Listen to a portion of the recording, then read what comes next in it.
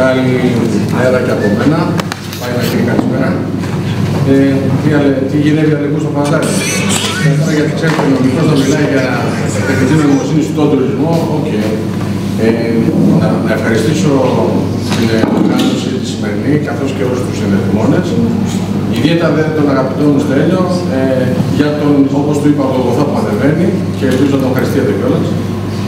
Θέλω να σας πω ότι με συγκινεί ο τίτλος που μου έδωσε ο νομικός, γιατί μπορεί να έχουμε μια δικαιωρικές εταιρείες, αλλά εγώ επιφυλάσσω με αυτόν την έννοια του νομικού. Στις κυρίες, ξέρετε, λέει ένας νομικός ποιος άνθρωπος, τα διακρίνουμε αυτά τα δύο.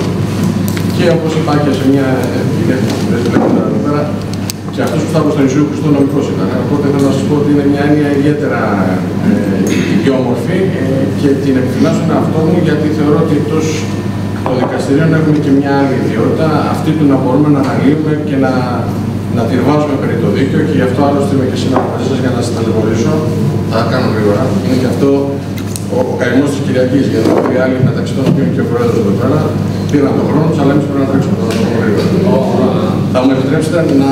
Δικηγορική μορφή. Τελείως.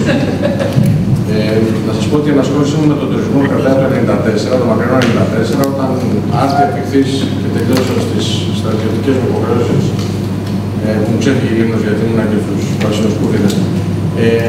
Είχα τότε μια ιδιαίτερη σχέση με τον Ελληνικό Οργανισμό Τουρισμού και με τον Γιάννη τον Άκλο, όπου πρώτο είδα αντικείμενο τουριστικό, πώς πρέπει να εξελιχθεί και ποιες είναι οι διαμορφίες του. Γι' αυτό και είναι σημαντικό το σημερινό συνέδριο, γιατί προσεγγίζει τον τουρισμό από την μεριά της ιδιομορφίας των νησιών του Βορείου Αιγαίου, τα οποία νομίζω όσοι τα γνωρίζουν άρτια θυχθέντες θα έλεγα, καταλαβαίνουμε ότι πέραν της ιδιομορφίας τους επιφυλάσσουν και ένα μικρό παράδεισο, πέραν του ελίτη και αυτόν που λέει. Νομίζω ότι το ποιοτικό και αυτό είναι που θα πρέπει να αναλύσουμε ουσιαστικά σήμερα για τη συμβίωσή μας με την τεχνητή νοημοσύνη. Είναι πέρα του αναμενόμενου, έτσι. Δηλαδή δεν χρειάζεται να πας στο φαραγγρό και μια βόλτα να κάνεις εδώ γύρω-γύρω, καταλαβαίνεις ότι όλα τα στοιχεία της φύσης, αν θέλετε, κάνουν μια φοβερή συνωμοσία ενέργειας, και αυτό είναι νομίζω που πρέπει να επικοινωνήσει και περισσότερο ο τόπος εδώ πέρα έξω, ώστε να τον απολαμβάνουν πολύ περισσότεροι άνθρωποι. Η τεχνητή νοημοσύνη τα τελευταία χρόνια, ειδικά μετά το πέρας του COVID, είναι παρούσα στις ζωές μας.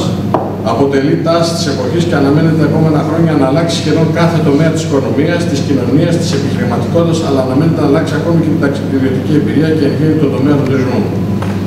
Ήδη βλέπουμε μια τάση των τουριστών προς τη χρήση της τεχνητής νοημοσύνης στα ταξίδια τους, αφού πολλοί πιστεύουν ότι βελτιώνουν κατά πολύ την επισκευή τους σε κάποιο μέρος, ειδικά σε τομείς που ενδέχεται να αντιμετωπίζουν δυσκολίες. Για παράδειγμα, αν έχουμε